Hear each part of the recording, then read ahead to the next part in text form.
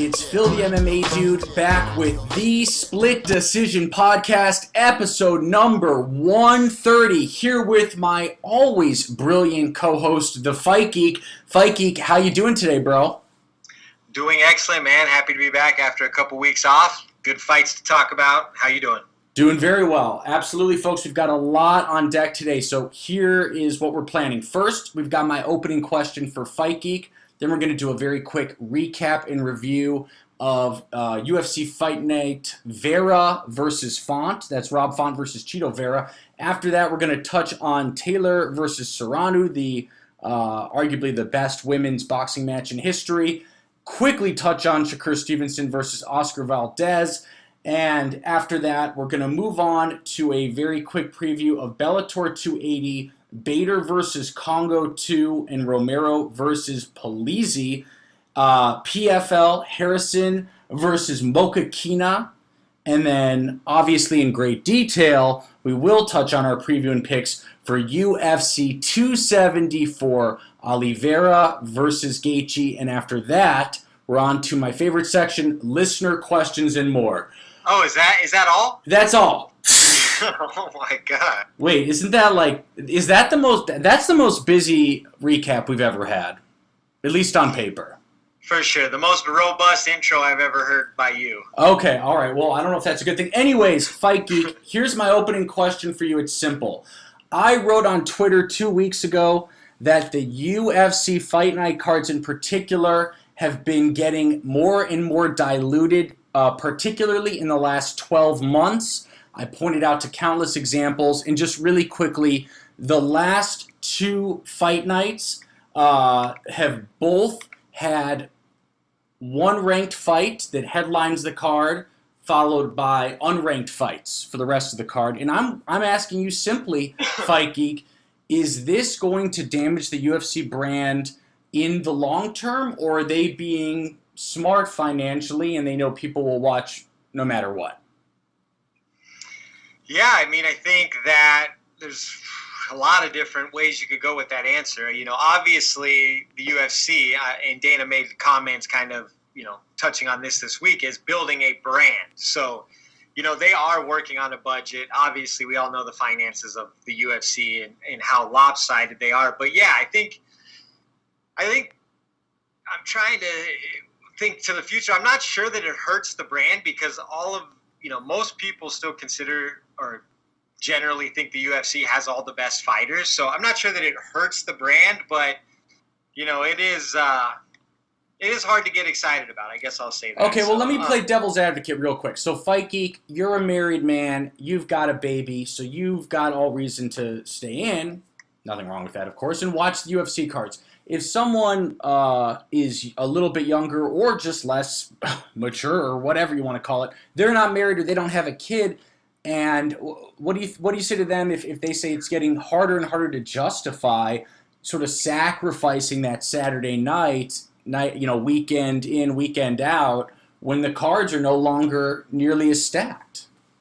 I mean, no one's holding a gun to anybody's head forcing them to watch fights, right? Right. If you want to be a fight fan and you enjoy fights, even with this last week's card, I mean, while it wasn't appointment viewing, I thought the Marlon Vera fight was extremely violent. That was a great fight. We both agree that was a great fight. It was an unbelievable fight. But that doesn't justify the whole card. Well, it was a free card in the middle of the NBA playoffs. So, I mean, is Dana being savvy by not booking a fight competing with the NBA playoff, or booking a fight card that's competing with the NBA playoffs with big names and saving those to where he can really shine them? I mean, there's going to be some filler when you're putting on as many events with as many fighters as the UFC does. So, I mean, how else do you fit in the Andre Feelys of the world or the Christoph Jotko's? Yep. What if you start putting them on Tuesday nights and you call it Tuesday Night Contenders? Because Tuesday Night Contenders is just a farm league anyway. I mean, right? Right. Well, I mean, I guess that's one way to look at it. I just think that, if you're going to have a league that has, and I don't know the exact number, 300 plus fighters, there's got to be filler. There's got to be guys fighting each other to determine the hierarchy, and a lot of those guys are going But to wait, be you don't unranked. disagree with? Do you disagree with my comment that the cards, the fight night cards in particular, have gotten thinner in the last year, like that recently? Well, see, it's a tough question to answer because thinner with name value that the casual fan recognizes, Yeah. sure. Is it getting thinner based on the action? No, I think the fights and the competition are as good as they've ever been in the history of the UFC. So if you can watch fighting without a name, the fighting is better than it's ever been. But Well, there's you not can as get many 2-0 and names. 0 fight geek. You can get 2-0 and 0 fighters, throw them in a cage, and it'll be a scrap, right? But Well, that that's doesn't not make it true good. because, I mean, you have guys that are unranked in the UFC like Alexander Romanov. You know, you have guys Oh, that he'll be have ranked soon. Yeah, he will be ranked soon. I'm just saying, you know, when you have a league that's that big and you're consistently putting on fights, yeah, you're going to have some filler fights. You're going to have some stuff that's not necessarily groundbreaking, but not sure that it hurts the brand because if you tune in and you're just watching for the first time and you see that Cheeto Vera fight and he leaves Rob Font disfigured at the end, you know, I think you can appreciate that as a great fight no matter when and where it is. Absolutely. Okay, so with that, let's jump right in to our sort of quick recap of UFC Fight Night, Vera versus Font. So Marlon Cheeto Vera defeated Rob Font via unanimous decision after a 5-round fight. Very, very unique fight. I don't know if I've ever seen. It was such a cool fight, right? It was a striker's delight. But Cheeto Vera got outstruck by like 130 strikes, I believe, and he absolutely dominated Rob Font, which is one of the more bizarre stat lines in a fight I can remember. He also didn't look like he'd been touched much after the fight. Yeah, I wanted to talk with you about that because the significant strikes metrics doesn't make any sense to me. It says that Marlon Vera got hit with, I think, almost 250 significant strikes in that fight. But if they're actually significant strikes, there's no way that Marlon Vera would have been able to take 250 of them. I mean, significant strikes. That's been a joke for a while. Let's be honest. I mean, I would say of Rob Font's strikes, 15% of them were significant. You know? Yeah. Marlon Vera, to my point, was just doing a great job of rolling with the punches. I mean, and one thing about Marlon Vera, he's been one of my favorites for a very long time now. I remember. The guy is as tough as they come. I mean, a lot of guys say they want to be a fighter and want to go to hell and back and be in those fights. You can see that Marlon Vera loves it there. You don't even need him to tell you. That guy's going to fight to the death every single time he gets in there.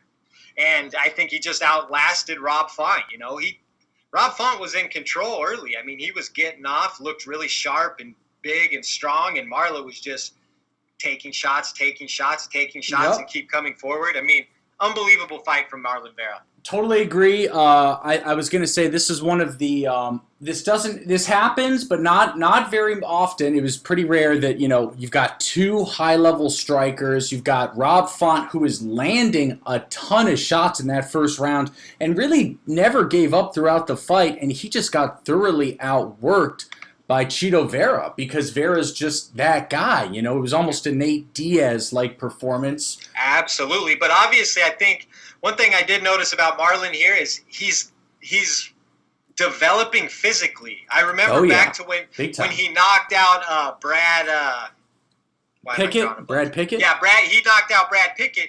He was a much slimmer fighter. I mean, I was looking at him this weekend, and he was landing with power because he's added a lot of muscle in the last 2 to 3 years. I mean, he's a much more powerful fighter. So I think you add in his toughness, his willingness to throw, his increased skill development, and some additional power. Marlon Vera is a serious problem. Oh, yeah.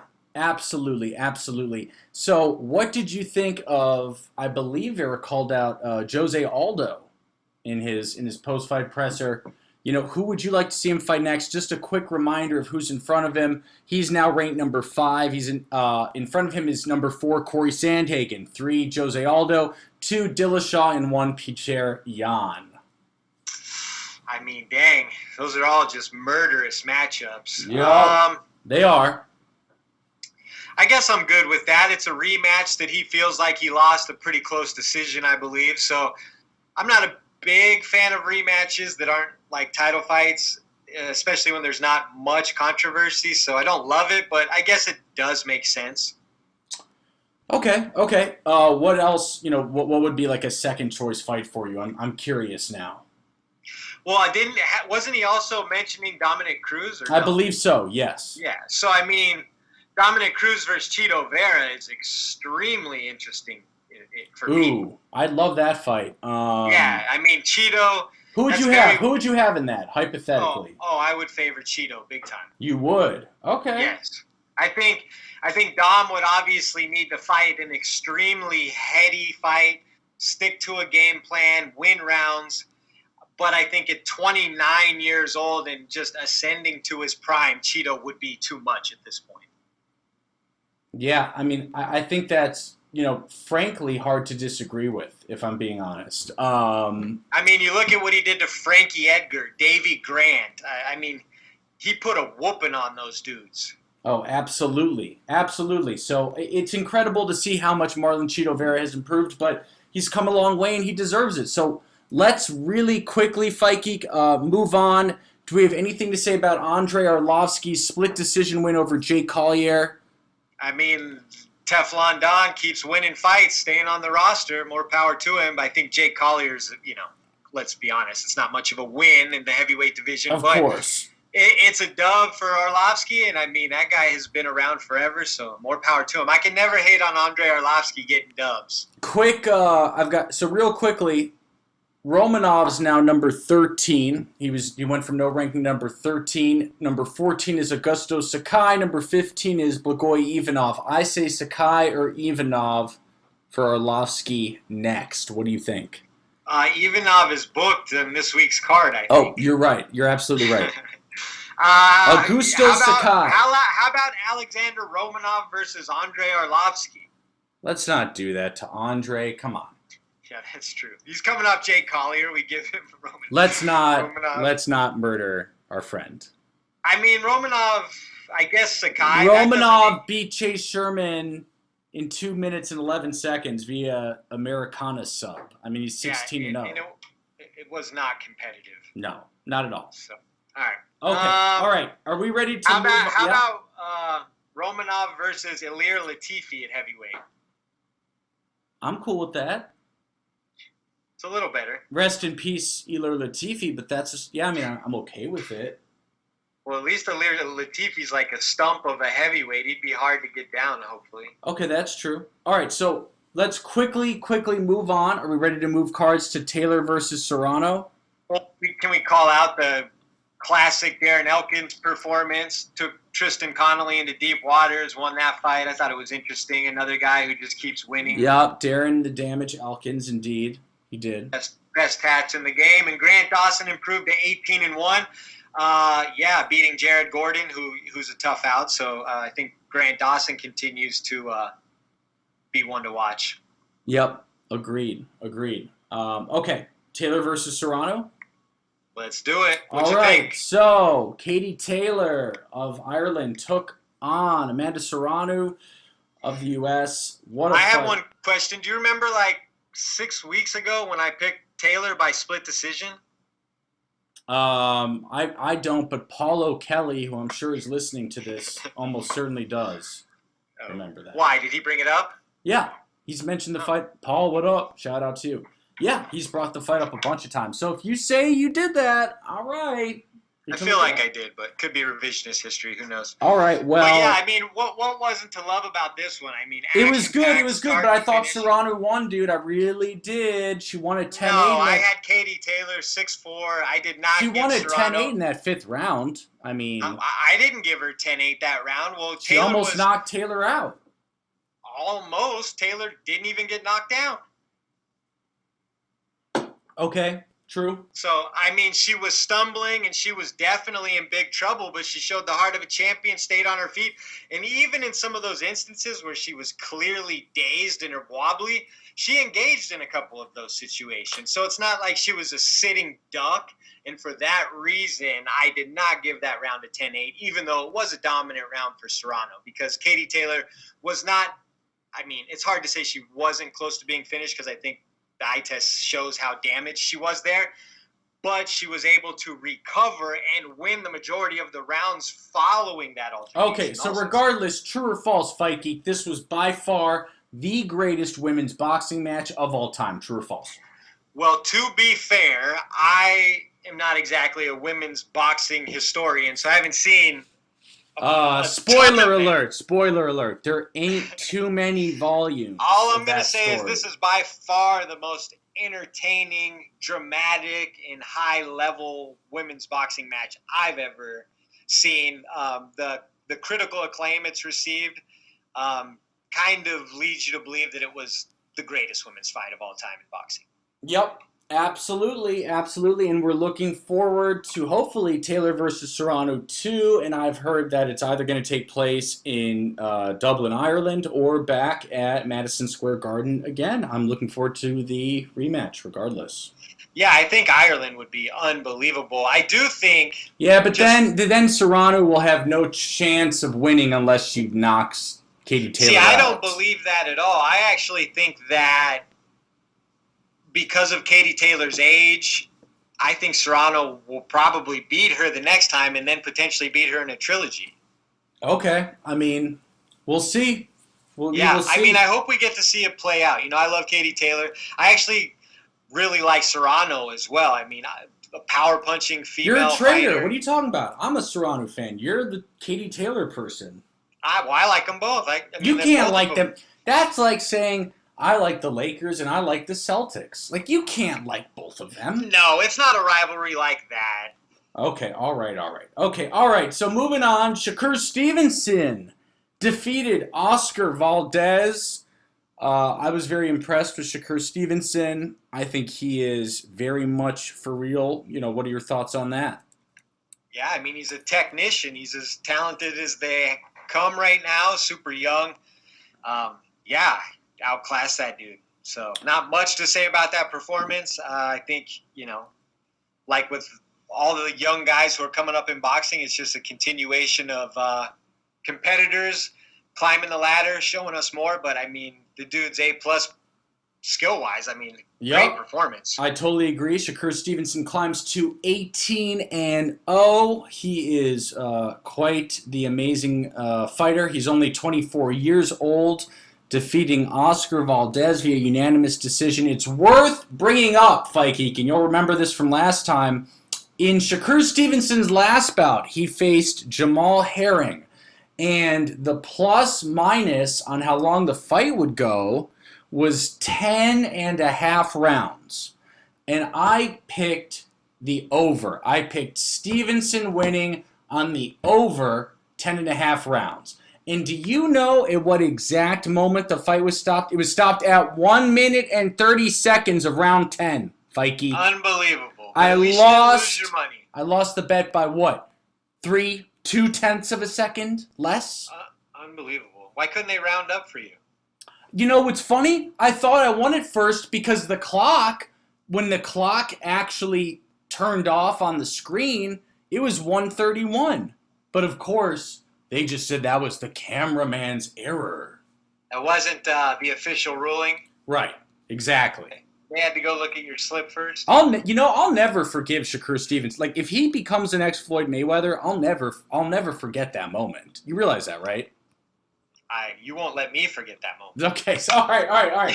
So moving on. Okay, so a really quick preview of the Bellator 280 main event, and that is Ryan Bader versus Cheek Congo 2. I've got Ryan Bader. Did you just say Cheek? Huh? Come on, did you say Cheek Congo? No. What the hell? I think you did. Okay, keep going. Sorry. How do you pronounce? Why don't you pronounce? I think it's Czech, since he's been around for like 25 years and we've heard it 1,000 times. But I was saying Czech. I don't know what you were saying. I'm just kidding. Go ahead. Bellator 280, Czech Congo versus Ryan Bader 2. If that's all right with you. Did you see the first one? Barn burner. And then Yo Romero versus Alex Polizzi. Okay, let me just start right off. Ryan Bader is going to win this very easily with a first-round knockout. That's my honest guess. I don't see knockout. Bader will get him down, grind him out. It'll probably be a boring decision.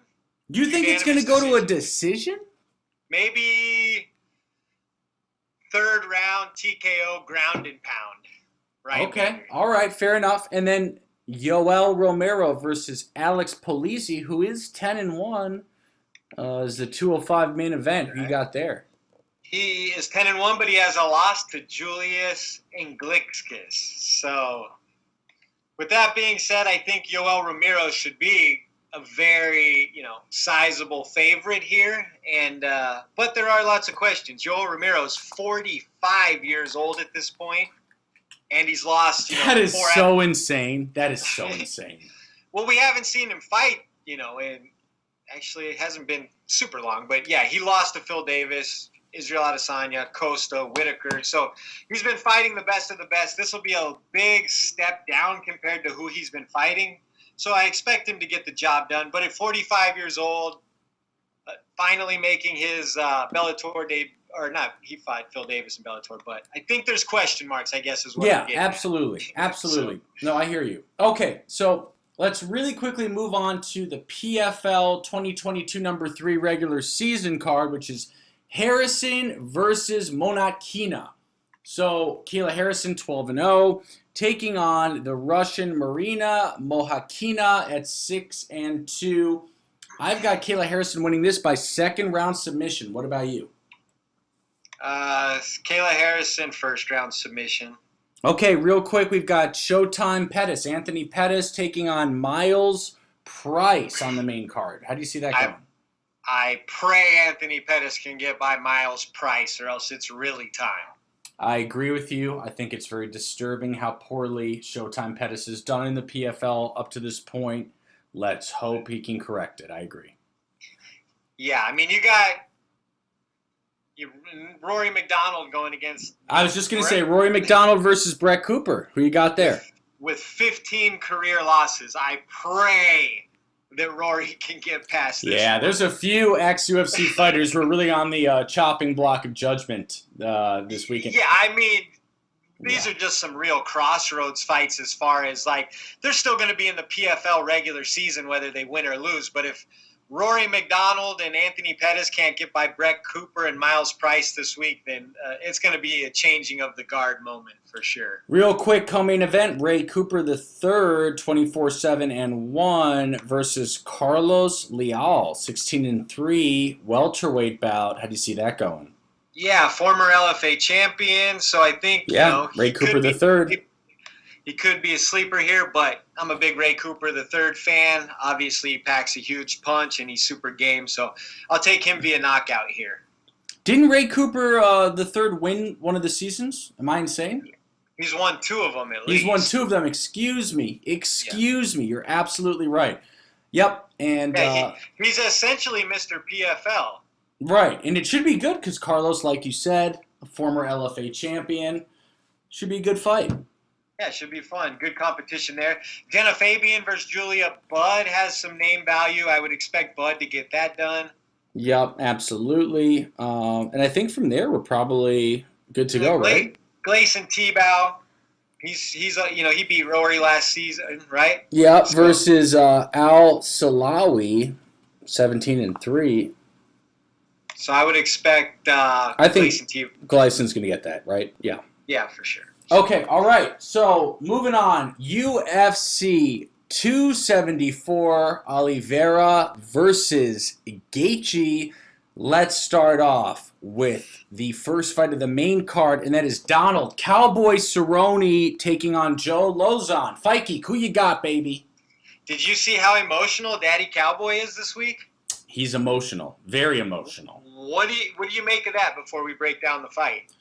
I mean, if there's one thing the Cowboy has shown us over the years, it's that he's very vulnerable to his emotional state. I think it's not a good sign for Cowboy, to be honest. I think I agree with you. But with that said, I still am slightly leaning towards Donald here, just stylistically. Mm-hmm. I think he does what Joe Lozon does, but just a little better still. So I'm going to take Donald Cerrone here by split decision. Oh man, I hate agreeing with you, but I do think Cowboy is going to get a little extra spark when he truly feels that kind of heat on his shoulder, where if he loses, he's gone. So I think Cerrone's going to win this by unanimous decision, 2-1. Okay, moving on through the main card, we've got Mauricio Shogun Hua taking on OSP, aka Ovince St. Preux, and I have got OSP winning this via third round knockout. What about you?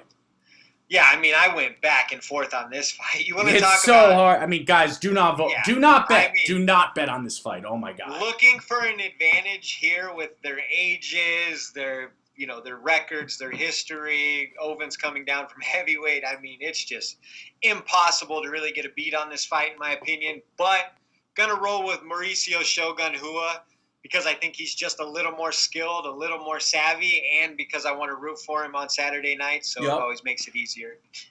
Absolutely. Okay, let's move on to the third to last fight. That is Michael Chandler versus Tony Ferguson in a lightweight bout. I'll start off here really quick. I'm extremely depressed. I love Tony Ferguson. I don't think he has much of a chance at this point. And I've got Michael Chandler winning by unanimous decision. Yeah, it's really tough because you see Tony and, he kind of reinvents his persona each time he comes back. And he kind of seems like he's super focused this time and, been doing what he needs to do to get ready for a fight like this. But I think Father Time has got his hands on Tony Ferguson, and I just don't know if he's physically viable enough to push Michael Chandler back, who is just a monster. So I think Mike Chandler's going to come forward. Tony Ferguson, even on his best day, ate a lot of shots, and I think Michael Chandler will knock him out with a hook. Yeah, hard to disagree there. Okay, coming up on the co-main event, the first of two championship bouts. We've got the champion of the champion of The champion of strawweight. Okay, all right. Someone's going to make that a meme. The champion of strawweight, Rose Namajunas versus Carla Esparza 2. Esparza having a win over Rose from many years ago. Fight Geek, how do you see this fight going? Yeah, I love that they made this fight because it is the right fight. Yep. It's a rematch that Carla won. She's the former champion. Rose is the current champion. Lots of storylines. I think it'll be competitive because Carla's a gamer and she's pretty technical in what she does. But I think, Rose Namajunas is one of the more sublime talents of all time in the UFC. She wanted this fight. She's got something to prove in this fight coming off a loss to Carla. I think Rose will be as sharp as Rose has ever been. I think she'll have the footwork to steer clear of getting taken down, and I think she'll light Carla up on the feet. So unanimous decision, Rose Namajunas. Did you say split or unanimous? Unanimous. Okay, I unfortunately also have Rose by unanimous decision. But is it fair to say, real quick before we move on, Fikey, does Rose Namajunas have the best 11-4 record in the history of mixed martial arts? I mean that's quite a good 11-4. That's a good 11-4. But yeah, for 11-4, she's as elite as they come. Yep, agreed. Okay, moving on to the main event, and that is the lightweight champion, 32-8 Charles DuBronx Oliveira taking on Justin the Highlight Gaethje. 5-minute rounds for the UFC lightweight title. Obsessed with this fight. This fight is going to be wild. I just have a feeling. I really firmly believe that Charles Oliveira gets hit way too much early on in the fights. I'm not sure if it's his vision. I don't know if it takes him a while to warm up. But just like in the Edson Barbosa fight, you do not let Charles or Justin Gaethje land on you early and march you down. I think he'll knock out Charles Oliveira in the first round. Woo! Really? So you're officially picking Gaethje by first round knockout, huh? Officially picking Justin Gaethje by first round knockout. Wow. Like I said, Charles Oliveira just walks into punches in the first round, and he's got away with it multiple times. He will not get away with it versus Justin Gaethje. All right, listen, everyone. Fight Geek's wrong. Fight Geek is straight up wrong. It's true that Charles gets hit a lot, and it's true that Justin will hit him. Charles I predict, will be knocked down in the first round. But I also think he's going to survive. And if he survives, Gaethje is getting subbed in that second round, absolutely. So I've got formally, my pick is Charles Oliveira via second round submission. It's going to be a lot of fun either way. And that's not to say I don't think Charles is great. I just think he has a tendency that doesn't... No, we get it. You hate him and think he sucks. We get it. No, I think he's amazing. I just think he has a tendency that Gaethje will jump on. Yeah, okay, fair enough. All right, so with that, guys, we're going to take a really quick break, and then we'll be back with listener questions and more.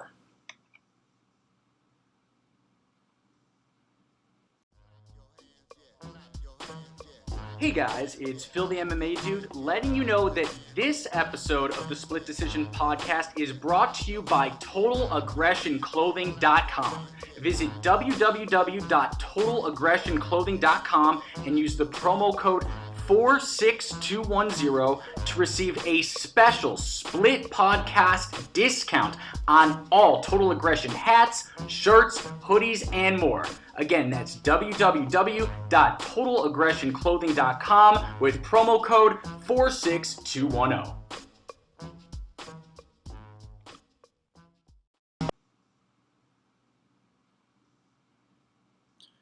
Hey guys, it's Phil the MMA Dude back with the Split Decision Podcast, episode number 130, here with my always brilliant co-host, The Fight Geek, and it is now time for my favorite section of all, and that is... Listener questions! Woo! Alright, let's get into it. Alright, let's do it. Okay. So, Fight Geek, here's my first question from you. This comes from Pat Tobin. That's at Pat_TOBIN. He says, we all want fighters to get paid, but do you want to see elite UFC fighters in uncompetitive boxing matches?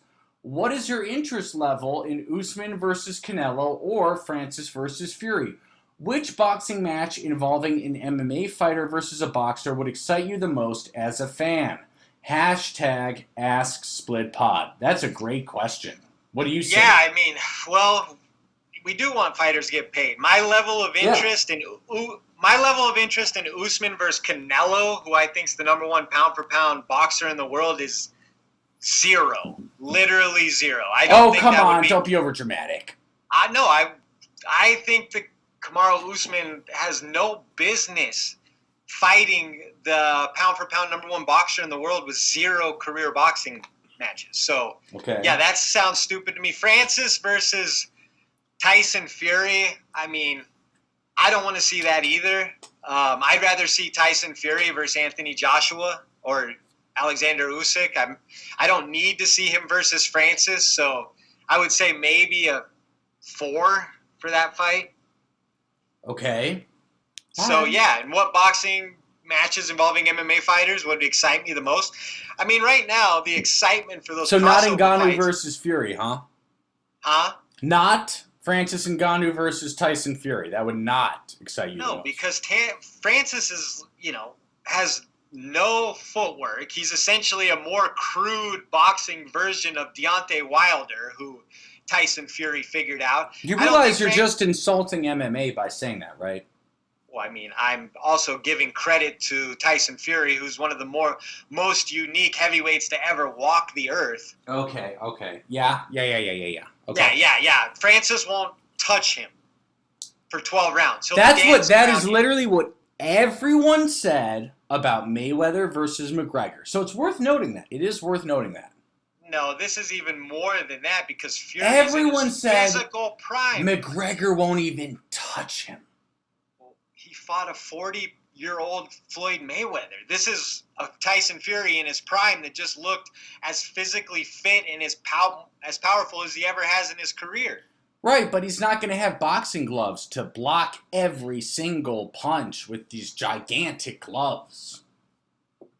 Oh, so you're talking about... He's talking about boxing matches. You're talking about a hybrid match? Because I don't think that will. Well, just to be clear, Ngannou versus Fury, in terms of the plan, is a hybrid match that's boxing rules with UFC gloves, just to be clear. According to them. There's no promoters that are wanting to do that. That makes no sense. Bob Arum. Bob Arum can't put a fight on for Francis Ngannou right now. Mm-hmm. Okay, we will see. And just to end on this question, what boxing matches would I like to see that would excite me? Anderson Silva versus Jake Paul. I know that sounds stupid, but that would excite me. No, that doesn't sound stupid, Fight Geek, but there's a simple reason why that fight hasn't happened. I'll tell you why. Because Jake knows he'd get knocked the fuck out. Well, that's why it excites me. But there's a reason Jake hasn't taken that. You think no one's whispered in his ear Anderson Silva? Of course they have. Jake still hasn't fought anyone who understands. Jake knows what's up. There's a reason he turned down Anderson. That's exactly. Well, obviously, but yeah, if you ask me what would excite me, Anderson Silva in some viable matches excites me. Jake Paul would get knocked the fuck out. That'd be the end of him. Well, he certainly wouldn't knock Anderson Silva out. No. He would lose. He would lose. Jake would lose that fight. Yeah. So, all right. Hopefully, we answered that question. Yeah, absolutely. Okay, so moving on. This question is from our man, MMA by Milliken. He says, do you guys agree with all the cuts to the UFC roster this week? #AskSplitPod. And if you need a reminder, they are, Luigi Vendramini, Vargas, Bruno Souza, Devontae Smith, Z-Rong, Chris Moutinho, A. Hubbard, M. Grundy, M. Gilmore, K. Kroom, and Dean Barry. Yeah. So, I mean, do I agree with all the cuts? I'm not really worried about many of them. I don't think Chris Moutinho should have been cut. I think that's harsh. Well, he's 0-2 and not well, much I understand. I think Fares Zaim should have been held on a little longer. Devontae Smith potentially, and Austin Hubbard. Those are the three that stand out to me. Okay. Fair enough. Yeah, Chris Moutinho was a little out of his depth. He should go fight in LFA or something along those lines. Okay, all right. Our next question comes from @Maser Louie. That's @MaserLouie. He says, where does Tony Ferguson go with a potential win over Chandler? And I think that's a great question. Where does he go with the win over Chandler? It is really tough because he would have to go up from there. And until I see him perform, it's just hard to imagine that. But, I mean, you think about who's going to be around. Maybe if the Nate Diaz fight does not happen, you can get Tony versus Nate on Nate's last fight. That might be a possibility. Other than that, yeah, I'm not sure. Okay, maybe an RDA rematch. Okay, I don't dislike that. Moving on, a question from Dave Galvin. That's @DaveG172262993. He says, how do you guys see Volk doing if he steps up a weight class? #AskSplitPod.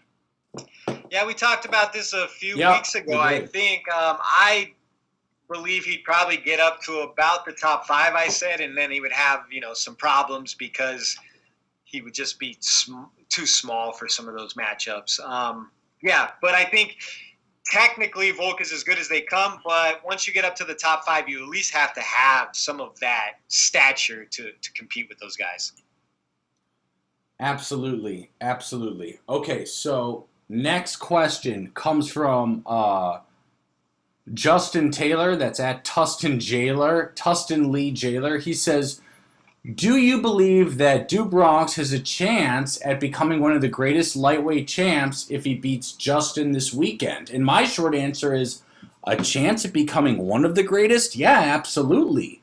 I mean, well, and I would be willing yes. to say that he is one of the greatest lightweight champs already. He's the UFC submission leader. Agreed. And he has a title defense versus arguably a top 6 lightweight of all time in Dustin Poirier. So, I mean, his resume and the era he's the champion, there's really a case for him to be a top 8 lightweight of all time already. And if he wins again, he already is.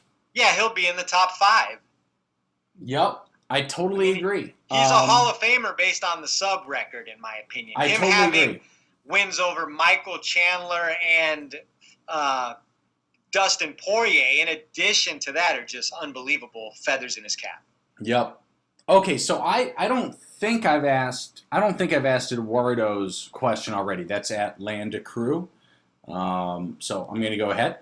So do it. He says, they're now showing UFC pay-per-views at theaters. Have you guys been to one? If not, how would it compare to watching it at a sports bar or a restaurant? #AskSplitPod. So, Eduardo, I've been to live UFC events in theaters. I've been to sports bars, and I've been to restaurants.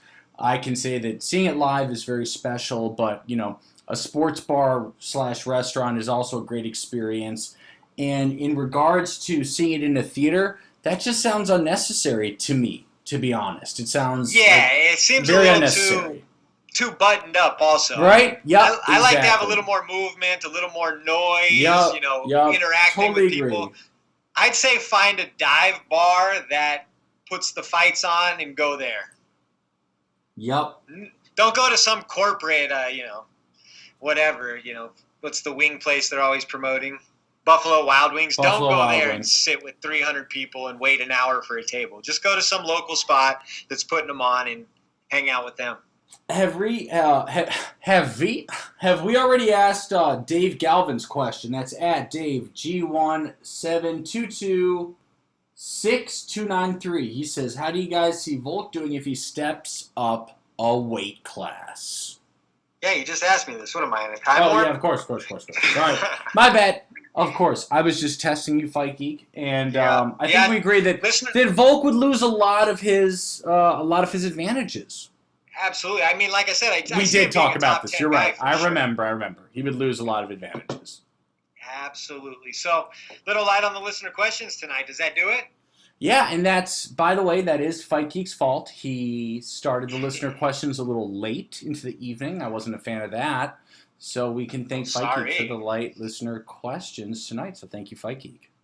Awesome. Well, okay, all right, Fight Geek, take us away, baby. All right, guys, as usual, you can find us on iTunes, Spotify, YouTube, Google Play, Stitcher, and more. I'm at the Fight Geek MMA. He's at Phil, the MMA dude, and we are at Split_podcast. It's 4 words, the Split Decision Podcast. Thanks for tuning in, and we'll talk to you next week. Peace. Peace.